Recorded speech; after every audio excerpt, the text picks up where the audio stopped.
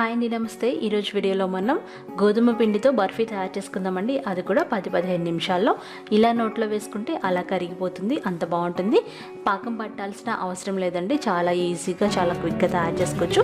మరి నేర్చుకుందామా?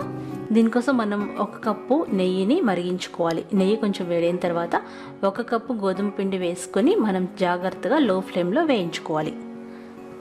నెయ్యిని కొంచెం పోసుకుంటూ మనం చక్కగా వేయించుకోవాలి. చూసారు కదా, ఈ విధంగా గోధుమ పిండి మొత్తం ఇలా ముద్దలాగా అవ్వాలన్నమాట. కొంచెం నెయ్యి వేసుకోవాలి. నెయ్యి బదులు మీరు నూనె కూడా వాడుకోవచ్చు.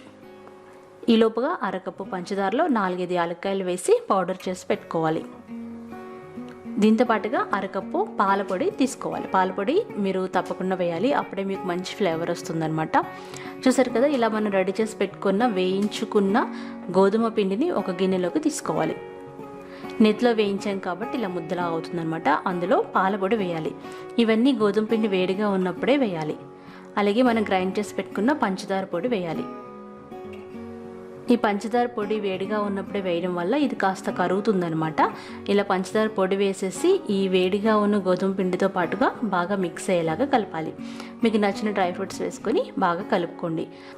ఒక 5 మినిట్స్ అలా కలుపుతూ ఉంటే మనకు తెలుస్తుందనమాట. వేడిగా ఉన్న గోధుమ పిండిలో మనం ఇది వేసాం కాబట్టి పంచదార కరిగి ఇలా ముద్దలాగా తయారవుతుందనమాట. దీన్ని మనం గ్రీస్ చేసి పెట్టుకుని ఏదైనా గిన్నెలో వేసుకొని ఇలా దేనితోనైనా ప్రెస్ చేసుకోవాలి. పప్పు గుత్తితో కానీ ఏదైనా గరిటెతో కానీ బాగా ప్రెస్ చేస్తే మనకి చూసారు కదా, నెయ్యి పైకి రావాలి. అలా వస్తే ఇది చక్కగా బర్ఫీలాగా తయారవుతుందనమాట. వీటినే మీరు కావాలనుకుంటే లడ్డూల్లా కూడా చుట్టుకోవచ్చు. ఇప్పుడు ఈ గిన్నెని మనం ఒక అరగంట వరకు ఫ్రిడ్జ్లో పెట్టి తీసి మీకు నచ్చినట్టుగా కట్ చేసుకోవాలి.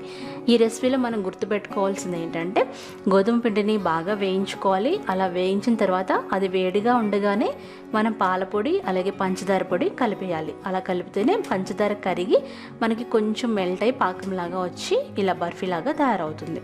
అంతేనండి, ఎంతో రుచికరమైన ఈ టేస్టీ రెసిపీ మీరు ట్రై చేయండి. 10 రోజుల వరకు బాగుండే ఈ రెసిపీ మీరు ట్రై చేసి ఫీడ్బ్యాక్ పంపించండి.